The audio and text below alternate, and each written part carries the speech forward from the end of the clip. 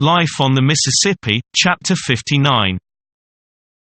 Chapter 59. Legends and Scenery. We added several passengers to our list, at La Crosse, among others an old gentleman who had come to this northwestern region with the early settlers, and was familiar with every part of it. Pardonably proud of it, too. He said, "You'll find scenery between here and St. Paul that can give the Hudson points. You'll have the Queen's Bluff 700 feet high, and just as imposing a spectacle as you can find anywheres. And Trempolo Island, which isn't like any other island in America, I believe, for it is a gigantic mountain, with precipitous sides, and is full of Indian traditions, and used to be full of rattlesnakes. If you catch the sun just right there, you will have a picture that will stay with you.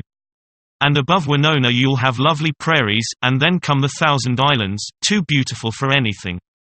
Green? Why, you never saw foliage so green, nor packed so thick.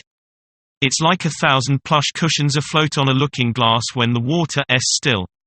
And then the monstrous bluffs on both sides of the river, ragged, rugged, dark complected, just the frame that's wanted. You always want a strong frame, you know, to throw up the nice points of a delicate picture and make them stand out." The old gentleman also told us a touching Indian legend or two, but not very powerful ones. After this excursion into history, he came back to the scenery, and described it, detail by detail, from the Thousand Islands to St. Paul. Naming its names with such facility, tripping along his theme with such nimble and confident ease, slamming in a 3-ton word, here and there, with such a complacent air of, "T isn't anything, I can do it any time I want to," and letting off fine surprises of lurid eloquence at such judicious intervals, that I presently began to suspect. But no matter what I began to suspect. Hear him. 10 miles above Winona we come to Fountain City, nestling sweetly at the feet of cliffs that lift their awful fronts, Jove-like, toward the blue depths of heaven, bathing them in virgin atmospheres that have known no other contact save that of angels' wings. And next we glide through silver waters, amid lovely and stupendous aspects of nature that attune our hearts to adoring admiration, about 12 miles, and strike Mount Vernon, 600 feet high, with romantic ruins of a once first-class hotel perched far among the cloud shadows that mottle its dizzy heights. Sole remnant of once flourishing Mount Vernon, town of early days, now desolate and utterly deserted. And so we move on. Past Chimney Rock we fly noble shaft of 600 feet. Then just before landing at Miniska our attention is attracted by a most striking promontory rising over 500 feet, the ideal mountain pyramid. Its conic shape, thickly wooded surface girding its sides, and its apex like that of a cone, cause the spectator to wonder at nature's workings. From its dizzy heights superb views of the forests, streams, bluffs, hills and dales below and beyond for miles are brought within its focus. What grander river scenery can be conceived, as we gaze upon this enchanting landscape, from the uppermost point of these bluffs upon the valleys below? The primeval wildness and awful loneliness of these sublime creations of nature and nature's God, excite feelings of unbounded admiration, and the recollection of which can never be effaced from the memory, as we view them in any direction. Next we have the lion's head and the lioness's head, carved by nature's hand, to adorn and dominate the beauteous stream. And then anon the river widens, and a most charming and magnificent view of the valley before us suddenly bursts upon our vision. Rugged hills, clad with verdant forests from summit to base, level prairie lands, holding in their lap the beautiful Wabasha, city of the healing waters, puissant foe of Bright's disease, and that grandest conception of nature's works, incomparable Lake Pepin. These constitute a picture whereon the tourist's eye may gaze uncounted hours, with rapture unappeased and unappeasable. And so we glide along, in due time encountering those majestic domes, the mighty Sugar Loaf, and the sublime Maiden's Rock, which latter, romantic superstition has invested with a voice.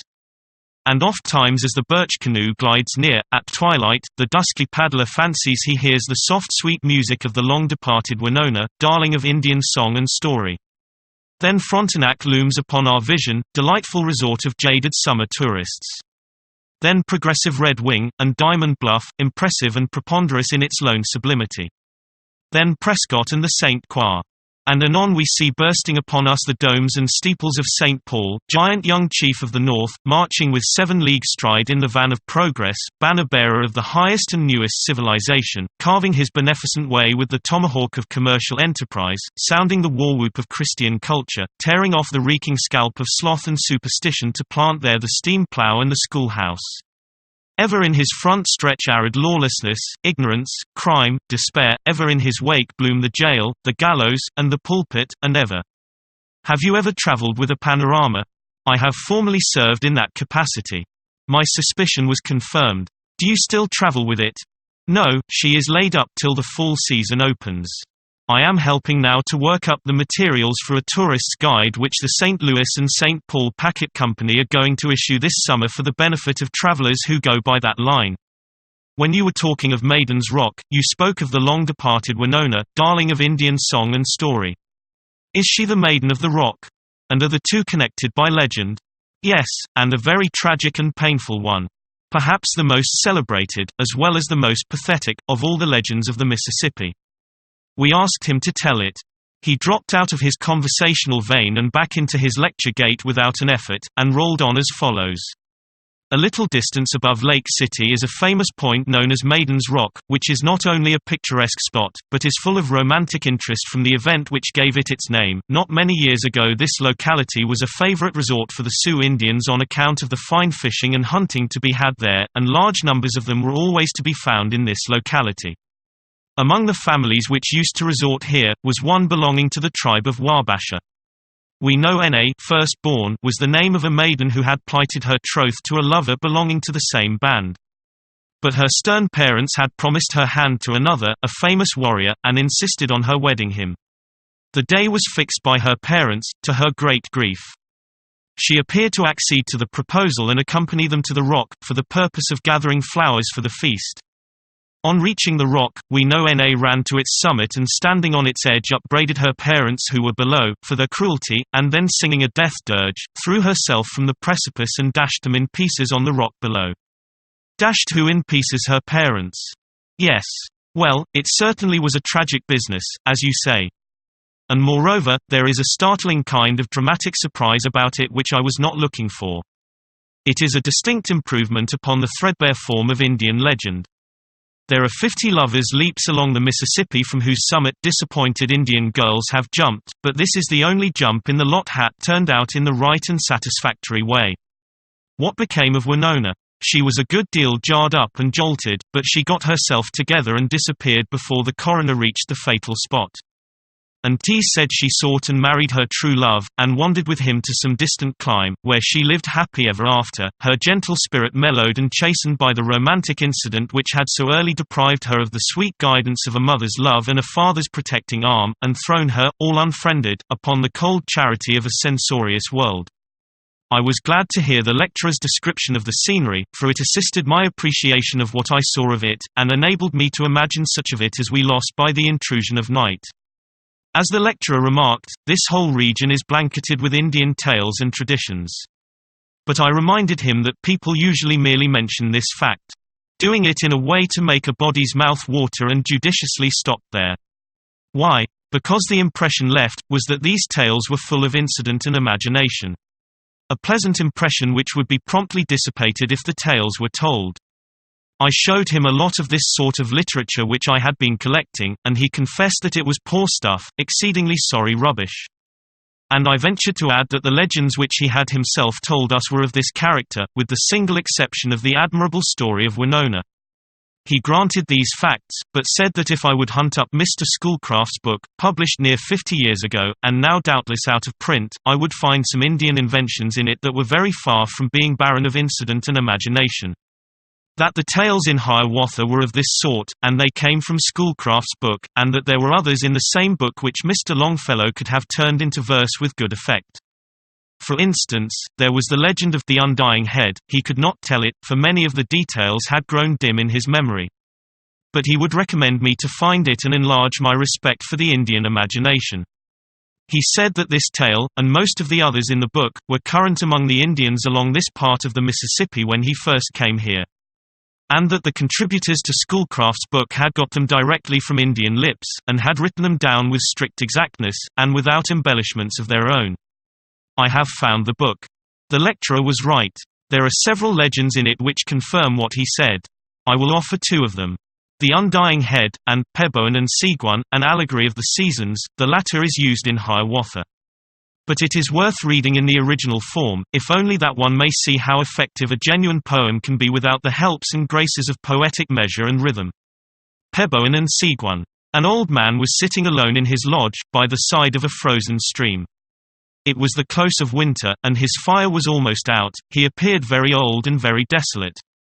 His locks were white with age, and he trembled in every joint.